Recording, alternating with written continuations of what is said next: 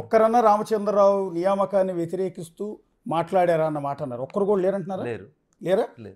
రామచంద్రరావు గారి పేరు అనౌన్స్ చేసిన వెంటనే మీ పార్టీ ఎమ్మెల్యే 3 సార్లు ఎమ్మెల్యేగా గెలిచిన వ్యక్తి స్వయంగా పార్టీ ఆఫీస్కి వచ్చి పార్టీ ఆఫీసులో రిజిగ్నేషన్ ఇచ్చిందండి. మీరు మొత్తం ఆయన రిజిగ్నేషన్ లెటర్ చదవనట్టున్నారు. నేను నామినేషన్ వేయడానికి వస్తే నన్ను వేయనీయలేదు, నన్ను నామినేషన్ వేయనీయలేదు, కాబట్టి నేను రాజీనామా చేసి వెళ్ళిపోతున్నా అని చెప్పిండ్రు. అంతేగాని రామచంద్రరావు గారిని ప్రకటించినాక రాజాసింగ్ గారు వచ్చి రిజైన్ చేసిపోలేదు.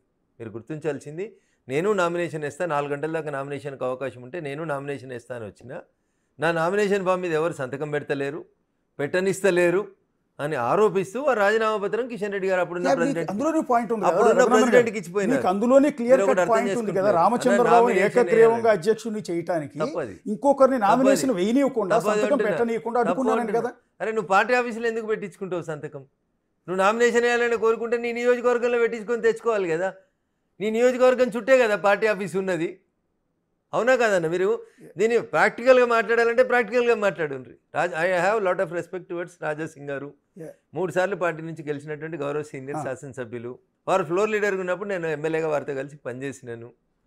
రాజాసింగ్ గారిని ఎక్కడ కూడా తప్పు పట్టదలుచుకోలేదు. బట్ ద ఇష్యూ ఈజ్, ఇష్యూని తప్పు పడుతున్నా. మీరు నామినేషన్ వేయడానికి వచ్చిండ్రు, పార్టీ ఆఫీసులో ఉన్న వాళ్ళని సంతకం పెట్టమని మీరు ఎందుకు అడుగుతారన్న? మీరు మంచిగా మీ గోషమాలే 100 మందిని పిలుచుకొని సంతకాలు పెట్టుకొని ముందే అన్నీ ప్రిపేర్ అయ్యి రావాలి కదా. 10 మంది సంతకం పెట్టాలి.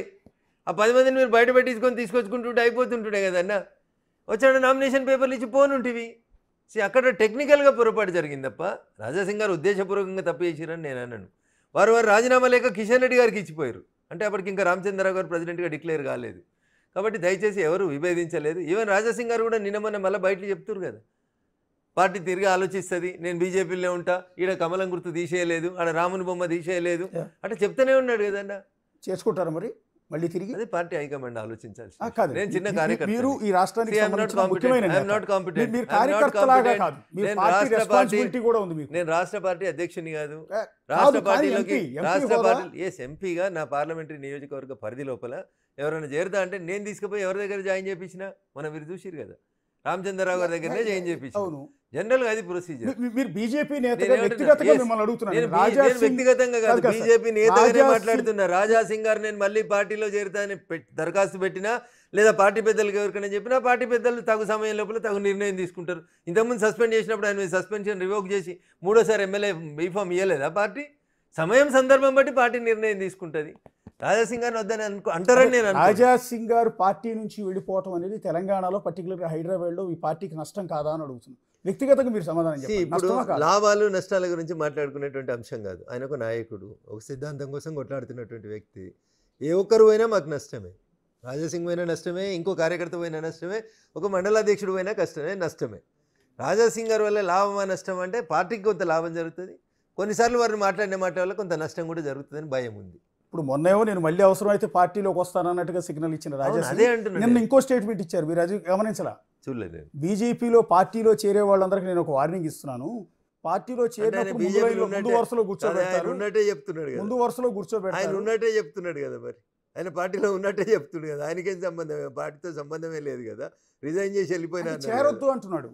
మీకు చెప్పలేదు, ఆ తర్వాత వెనక్కి నెట్టేస్తారు, మర్చిపోతారు. రాజాసింగ్ గారి మాటలలో దాని అర్థం ఏంటంటే మీరు అర్థం చేసుకోవాల్సింది, చాలా ఆశలు పెట్టుకొని అంచనాలు పెట్టుకొని రేపు నాకు ఎమ్మెల్యే టికెట్ ఇవ్వాలి, నేను ఈడ దస్తీ వేసినా ఆడ దస్తీ వేసినా అంటే అట్లా దస్తీలు వేసిన వాళ్ళు ఎవరు జాయిన్ కాకుండ్రి, పార్టీలో జాయిన్ అయ్యి కార్యకర్తగా పనిచేయండి, పార్టీ అధిష్టానం తీసుకునే నిర్ణయానికి కట్టుబడి ఉండండి అని చెప్పకనే చెప్పినట్టు నాకు అర్థమవుతుంది తప్ప పార్టీలో చేరొద్దని రాజాసింగ్ గారు ఎవరికి చెప్పరు.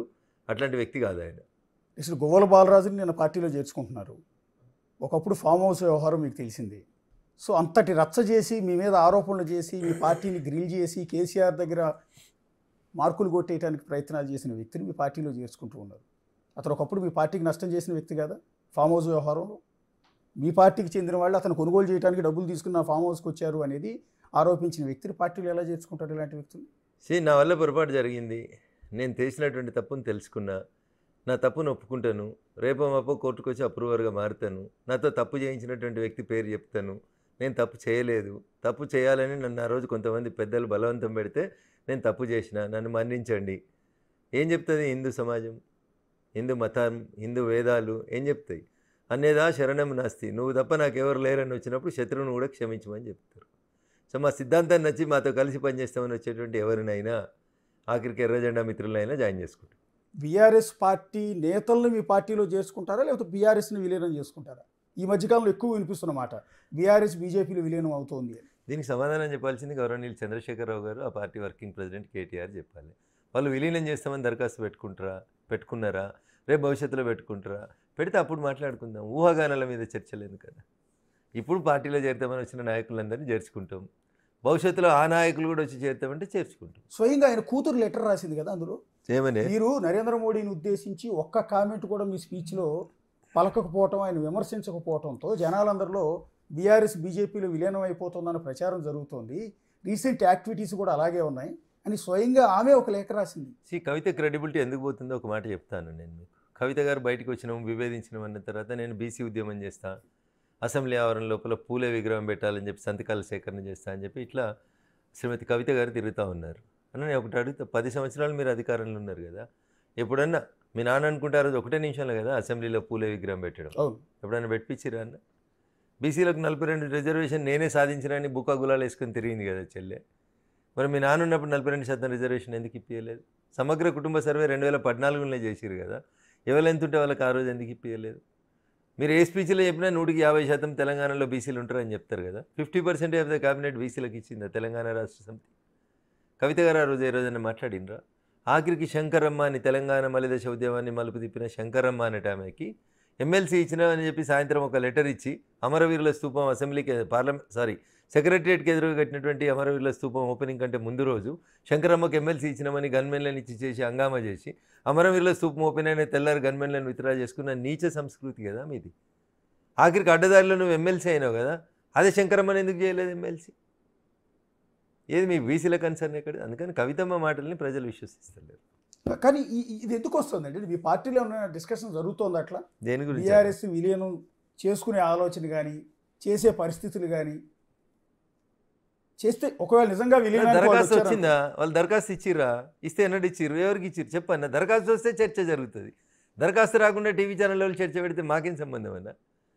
దరఖాస్తు ఇస్తే కేసీఆర్ అరే కవిత ఏమైనా దరఖాస్తు పెడితే పెట్టుమా, నువ్వు జాగృతిని విలీనం చేస్తామని అప్పుడు మాట్లాడదాం. Kavitha is nowhere concern with BRS అని చెప్తూనే ఉంది కదా బీఆర్ఎస్. ఆమెకు మాకేం సంబంధం అని చెప్తున్నారు కదా. ఆమె ఎవరు విలీనం గురించి చెప్తుంది? ఆమె ఏమైనా లెటర్ తీసుకొచ్చి ఇచ్చిందా? కేటీఆర్ గారు తెచ్చి ఇచ్చిరా? కేసీఆర్ గారు తెచ్చి ఇచ్చిరా? లెటర్ ఇవ్వనప్పుడు విలీనం గురించి చర్చ ఎందుకు?